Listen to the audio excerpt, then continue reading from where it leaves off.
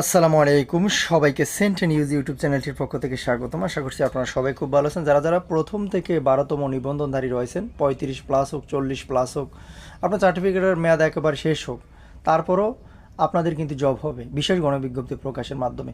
পুরো ভিডিওটি দেখলে একেবারে সম্পূর্ণভাবে বুঝতে পারবেন যে আসলে কেন এই কথাটা বলতেছি।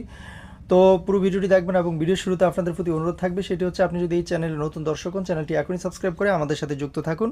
কারণ এনটিআরসি রিলেটেড এবং শিক্ষা সংক্রান্ত বিভিন্ন তথ্য খবর এই চ্যানেলে আমরা সবার আগে আপলোড দিয়ে থাকি। দেখেন, এনটিআরসির সামনে নিবন্ধনধারী প্রার্থীদের অবস্থান দৈনিক শিক্ষা প্রকাশিত খবরটি এখনই আপনাদের মাঝে শেয়ার করব। প্রথমেই লেখা আছে যে বিশেষ গণবিজ্ঞপ্তি প্রকাশের দাবিতে বেসরকারি শিক্ষক নিবন্ধন ও প্রত্যয়ন কর্তৃপক্ষ এনটিআরসি কার্যালয়ের সামনে অবস্থান কর্মসূচি পালন করছেন প্রথম থেকে 12তম নিবন্ধনধারী প্রার্থীরা।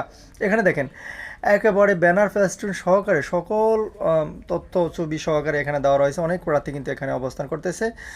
বিশেষ গণবিজ্ঞপ্তি প্রকাশের দাবিতে বেসরকারি শিক্ষক নিবন্ধন ও প্রত্যয়ন কর্তৃপক্ষ এনটিআরসি কার্যালয়ের সামনে অবস্থান কর্মসূচি পালন করছেন প্রথম থেকে 12তম নিবন্ধনধারী প্রার্থীরা।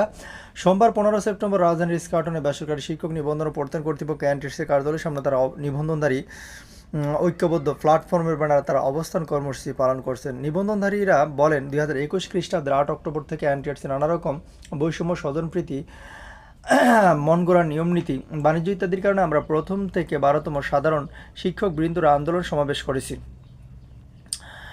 এরপরে কী লেখা আছে দেখেন, সমাবেশ করেছি, দ্বারা দ্বারে ঘুরেছি, অধিকার বঞ্চিত হয়ে বেকারত্বের অভিশাপ মাথায় নিয়ে মানবতা জীবনযাপন করেছি। বৈধ সনদ অর্জন করার পরও বিগত সরকারের সাবেক শিক্ষামন্ত্রী ডক্টর দীপুমণি ব্যারিস্টার মহিবুল হাসান নওফেলের যোগ সাজেশে একতরফা অমানবিক ও প্রতিহিংসার শিকার হওয়া অতিষ্ঠকাল আমরা দিনানিপাত করেছি।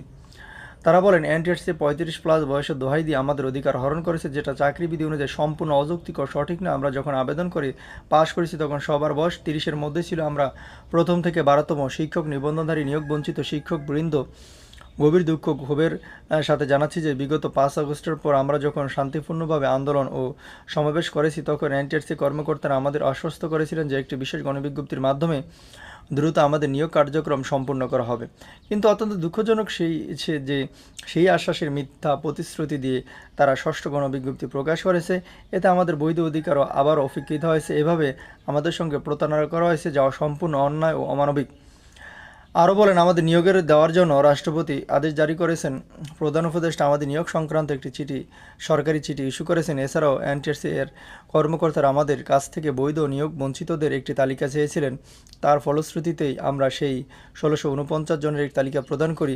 পরবর্তীতে উক্ত তালিকা নিয়ে তারা কোনো প্রকারের ব্যবস্থা গ্রহণ করেনি, যা তাদের প্রতারণা ও অবহেলার বহিঃপ্রকাশ। গত 9 মাস ধরে তারা নানা মিথ্যা প্রতিশ্রুতি দিয়ে আমাদের ন্যায্য অধিকার থেকে বঞ্চিত রেখেছে। আন্দোলনকে দুর্বল করার জন্য বিভিন্ন ধরনের কৌশল অবলম্বন করেই চলেছে।